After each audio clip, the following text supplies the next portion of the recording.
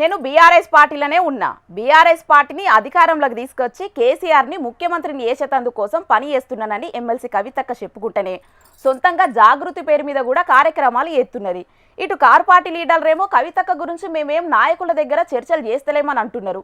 ఇక ఇదివరకు కవితక్క అమెరికా పోయినప్పుడు బయటపడ్డ లెటర్తోని పెద్ద రచ్చనే షాలైతే ఇప్పుడు కవితక్క అమెరికా పోయినాక రాసిన లేఖతోని ఇంకింత రచ్చలేస్తున్నది.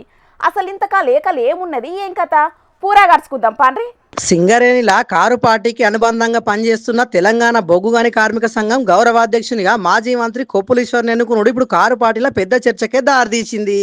ఇది వరకు ఆ పదవిలో ఉన్న ఎమ్మెల్సీ కవితను తప్పించి కొప్పులీశ్వర్ ను గౌరవాధ్యక్షునిగా నియమించారంటే కవితక్కను పార్టీలకించి పొమ్మనకుంటేనే పొగబెడుతున్నారా ఏందని కొంతమంది డౌట్ అనుమానాలు పడుతున్నారు. ఇది ఇట్లుంటే అటు కవితక్క కూడా ఇలా సింగరేణి బొగ్గుగని కార్మికులకు బహిరంగ లేఖ రాసింది.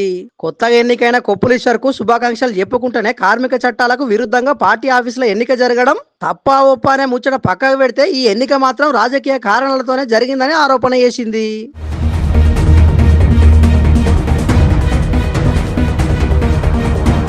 ఇక సింగరేణి బొగ్గుగని కార్మికులను ఏకతాటి విధికి తీసుకొచ్చి తెలంగాణ రాష్ట్ర సాధనలో మొదటికించి పనిచేసిన రాసుకొచ్చిన కవితక్క బీఆర్ఎస్ పార్టీలా కొన్నాళ్ళ సంది ఏం జరుగుతున్నదో అందరికి తెలుసు.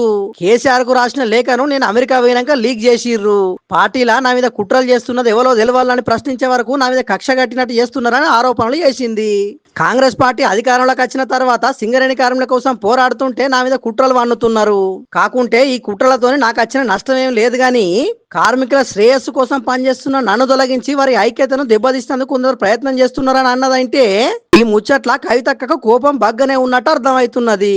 ఇక పదవిలో ఉన్నా లేకున్నా ప్రతి కార్మిక కుటుంబంలో సభ్యురాలుగా ఎల్లవేళలా కార్మికుల వెంటే ఉంటా, ఏ చిన్న కష్టం వచ్చినా అండగా ఉంటారని లేఖలో రాసింది.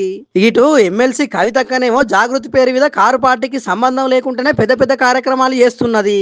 అటు కారు పార్టీకి అనుబంధంగా ఉన్న తెలంగాణ బొగ్గుగని కార్మిక సంఘం గౌరవ అధ్యక్షురాలు పదవిల నుంచి కవితక్కను పక్కకు పెట్టి మాజీ మంత్రి కొప్పులీశ్వర్ అప్పయ్యపెట్టాలకు ఎమ్మెల్సీ కవితక్క కారు పార్టీల నుంచి పోవుడో లేకుంటే వాళ్ళే పంపించుడో ఏదో ఒకటి జరిగేటట్టే ఉన్నదని అంటున్నారు రాజకీయ విశ్లేషకులు.